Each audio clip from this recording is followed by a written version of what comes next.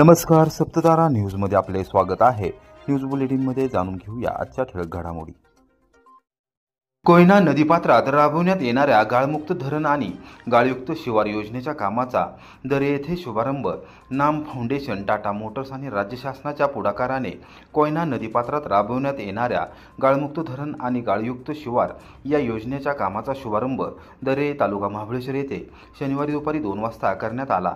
नाम फाउंडेशनचे सर्वेसर्वा अभिनेते नाना पाटेकर आणि उपमुख्यमंत्री एकनाथ शिंदे यावेळी उपस्थित होते।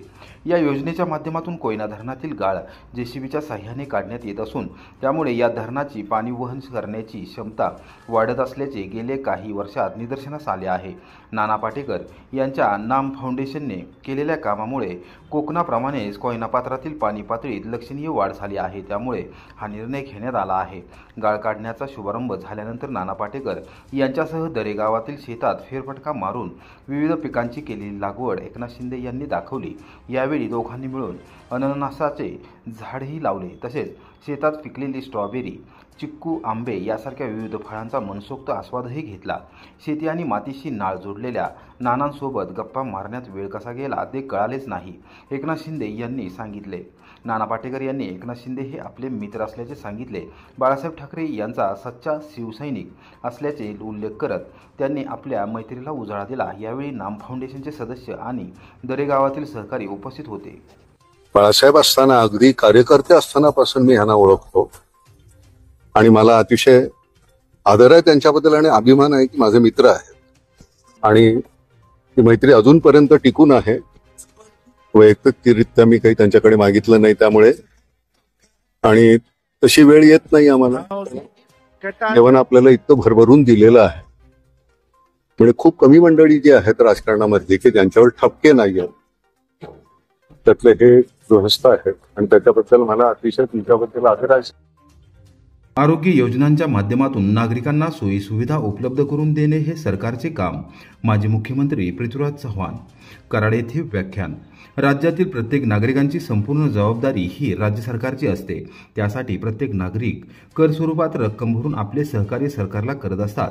यामुळे नागरिकांना योजनेच्या माध्यमातून सेवा देणे हे सरकारचे कर्तव्यच असल्याचे माजी मुख्यमंत्री पृथ्वीराज चव्हाण यांनी सांगितले।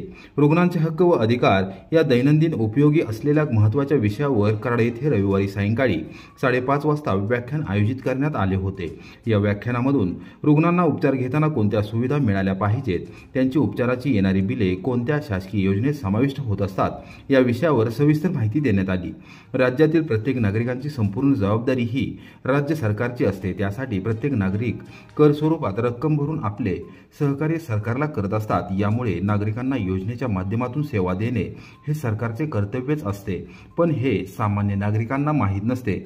या अधिकाराची माहिती व्हावी या उद्देशाने स्वर्गीय प्रेमिला काकी चव्हाण चॅरिटेबल ट्रस्टच्या वतीने व्याख्यानाचे आयोजन करण्यात आले असल्याचे त्यांनी निदर्शनास आणून दिले। रुग्ण हक्क परिषदेचे अध्यक्ष उमेश चव्हाण यांनी सविस्तर मार्गदर्शन केले। मी मुख्यमंत्री असताना 2-3 या योजना सुरू केल्या। त्यापैकी पहिली जी विमा योजना आहे त्याचं नाव मी राजीव गांधी जीवनदायी आरोग्य योजना ठेवलं। 1.5 लाखापर्यंत मोफत उपचार ती योजना सुरू केली। प्रचंड मोठा फायदा महाराष्ट्राच्या जनतेला झाला। दुसरी योजना म्हणजे 108 नंबर फिरवला की अँब्युलन्स तुमच्या दारात येते फुकट। ही योजना मला खूप अभिमान आहे की मला ही योजना सुरू करता आली। आणि तिसरी योजना म्हणजे ब्लड ऑन कॉल। कराड उत्तर, कराड दक्षिण आणि पाटण विधानसभा मतदारसंघात दर्जेदार आणि दीर्घकालीन विकास साधणार मंत्री जयकुमार गोरे। कराड येथे साधला संवाद।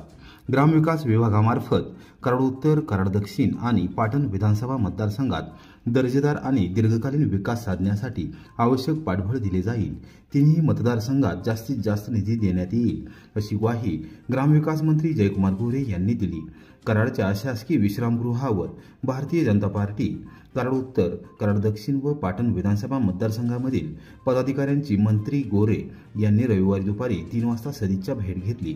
तिन्ही मतदारसंघातील विकास कामांबाबत सविस्तर चर्चा करून ग्रामीण भागातील मूलभूत सुविधा, रस्ते विकास, पाणीपुरवठा योजना, शाळा आणि अंगणवाडी इमारतींची सुधारणा ग्रामपंचायतीसाठी आवश्यक सुविधा तसेच सामाजिक सभामंडप बांधकाम यासारख्या विविध प्रलंबित आणि प्रस्तावित कामांवर चर्चा केली। उपस्थित पदाधिकारी कार्यकर्त्यांनी मांडलेल्या मागण्या व विकास कामांबाबत अनेक विषयांवर सकारात्मक भूमिका घेऊन प्रशासनाच्या माध्यमातून तातडीने कार्यवाही होईल असे मंत्री गोरे यांनी आश्वस्त केले। या प्रसंगी कराड तालुक्यातील भारतीय जनता पार्टीचे मंडल अध्यक्ष म्हणून निवड झालेल्या नूतन अध्यक्षांचे अभिनंदन करून त्यांना पुढील वाटचालीस शुभेच्छा दिल्या। यावेळी आमदार डॉक्टर अतुलबाबा भोसले, भाजपचे जिल्हाध्यक्ष धैर्यशील कदम, जिल्हा परिषदेचे माजी सदस्य सागर शिवदास, सुनील बापू शिंदे, विठ्ठल बलशेटवार, युवा मोर्चाचे जिल्हाध्यक्ष चिन्मय कुलकर्णी यांच्यासह कराड व पाटण तालुक्यातील भारतीय जनता पार्टी पदाधिकारी व कार्यकर्ते यावेळी उपस्थित होते। कोरेगावची ओळख आता क्रीडानगरी म्हणून निश्चितपणे होणार, आमदार महेश शिंदे। एकंबे नाक्यासह शहराच्या प्रमुख चौकांमध्ये राष्ट्रीय आणि आंतरराष्ट्रीय पातळीवर चमकलेल्या खेळाडूंचे शिल्प उभारणार। ग्रामीण भागातील शालेय विद्यार्थ्यांना क्रीडा क्षेत्राबद्दल आकर्षण निर्माण व्हावे, ग्रामीण भागातून चांगले आणि दर्जेदार खेळाडू तयार व्हावेत या उद्देशाने कोरेगाव शहराची ओळख आता क्रीडानगरी म्हणून व्हावी यासाठी निश्चितपणे प्रयत्न केले जात आहेत। एकंबे नाका परिसरासह शहरातील प्रमुख चौकांमध्ये राष्ट्रीय आणि आंतरराष्ट्रीय पातळीवर चमकलेल्या खेळाडूंचे शिल्प बसवली जाणार आहेत अशी माहिती आमदार महेश शिंदे यांनी दिली। रविवारी सायंकाळी 5:30 वाजता आमदार महेश शिंदे यांनी जिल्हा नियोजन समितीचे सदस्य राहुल प्रकाश बर्गे, कोरेगाव विकास आघाडीचे अध्यक्ष तथा प्रथम नगराध्यक्ष प्रशांत उर्फ राजाभाऊ बर्गे, नगरसेवक सागर विरकर, डॉक्टर विघ्नेश बर्गे, निवास मेरुकर, सचिन कदम, सुविद गांधी, मंगेश सुकरे, रामभाऊ देवकर, बबनराव रोमन व शुभम सूर्यवंशी यांच्या समवेत एकंबे नाका परिसरात सुरू असलेल्या महामार्गाच्या कामाची आणि सुशोभीकरण प्रकल्पाची पाहणी केली। सातारा लातूर राष्ट्रीय महामार्ग आणि कोरेगाव एकंबे रस्त्यावरील मध्यवर्ती एकंबे नाका परिसराचे सुशोभीकरण केले जाणार असून तेथे फुटबॉल या क्रीडा प्रकारात जागतिक स्तरावर नावलौकिक मिळवलेल्या खेळाडूंचे शिल्प बसवले जाणार आहे। एक आकर्षक ट्रॉफिक आयलँड तिथे तयार केला जाणार आहे। त्याचबरोबर सातत्याने होणारे अपघात रोखण्यासाठी निश्चित प्रयत्न केले जाणार आहेत अशी माहिती आमदार महेश शिंदे यांनी दिली। एकंबे रस्ता परिसरात नागरी वसाहती वाढल्या असून शाळा महाविद्यालये असल्याने नागरिकीकरण वाढत चालले आहे। अहोरात्र या परिसरात वाहतूक वाढली असून सतत अपघात होत आहेत। याबाबत नागरिकांनी आपल्या समस्या मांडल्या होत्या।